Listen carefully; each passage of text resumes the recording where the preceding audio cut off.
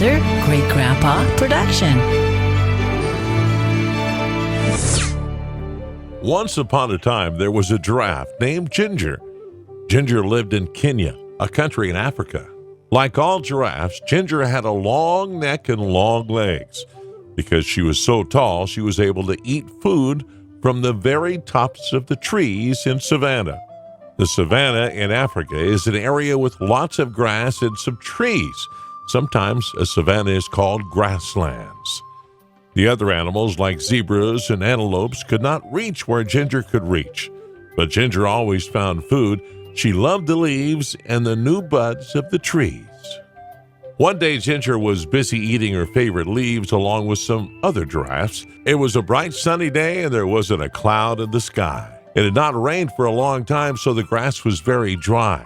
She heard a noise down at the bottom of her extra long legs. It was a friend, Mickey the monkey. Mickey was trying to say something, but Ginger couldn't understand what he was saying. He looked very tired. "What's wrong?" asked Ginger. Ginger was a very kind giraffe and wanted to help everyone. Just then, Mickey fell over. Ginger was also a smart giraffe. She knew what was wrong. Mickey couldn't find anything to eat, and he was very hungry.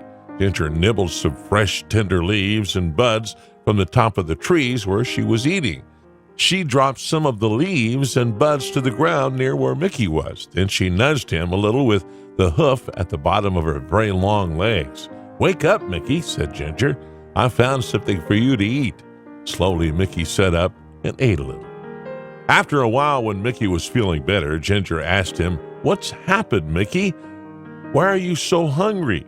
Why don't you find anything to eat?" Mickey said, "It hasn't rained for so long and now there's no food." "That's not good," said Ginger. "What's happening with the other animals?"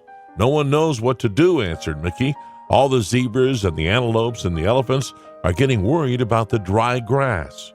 Some of them are thinking about leaving the savanna and trying to reach the jungle." "That's a long trip," said Ginger. "Are you going to go with them?" "I don't know," answered Mickey. "What do you think we should do?" Ginger thought for a while, and then suddenly she had an idea. "We should go talk to Leo the lion.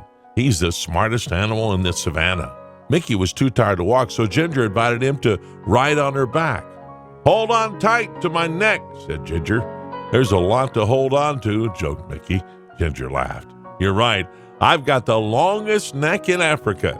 So they started the journey across to the other side of the savanna to look for Leo.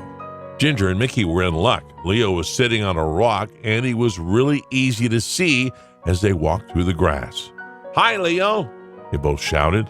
Leo had been napping and was a little grumpy when they woke him up. But he was polite and said, "Hello, Ginger and Mickey. Why did you walk the whole way across the savanna? Just to wake me up?" But he was joking.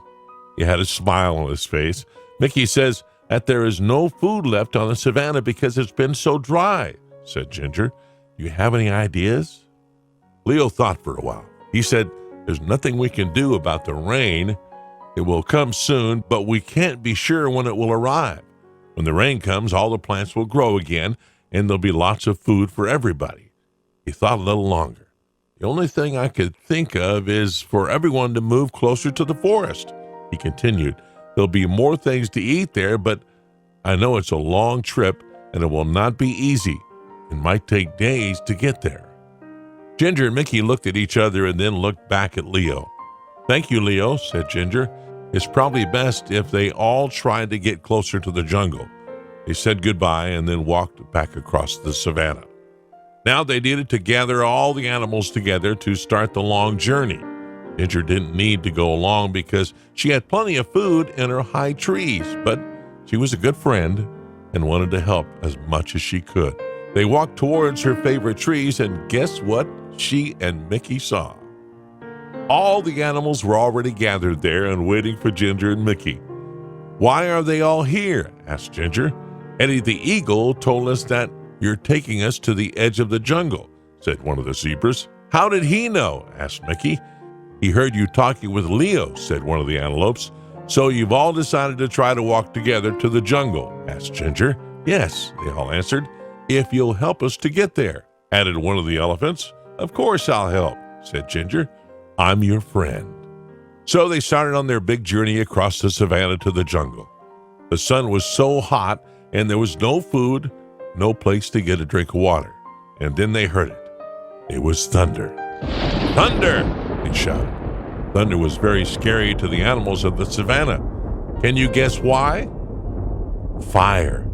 Sometimes the lightning hits the dry grass and the whole savannah catches fire. Then everyone has to run. And that is exactly what happened. Fire! They shouted. They could smell it, and now they could see it. The fire was coming towards them. Ginger had to think fast because she was so tall she could see farther than any of the other animals. She stretched her long neck up as far as she could go. Now she could see a place where there was no fire. Quick, she said. Everyone run this way. All the animals followed her and ran as fast as they could. Soon they were out of danger. They stopped and gathered together one more time. Is everyone here? Ginger asked. She wanted to make sure they were all safe. All the animals looked around. They were all there. And then the most wonderful thing happened. I felt a drop, said a zebra. Me too, said an antelope. It was rain.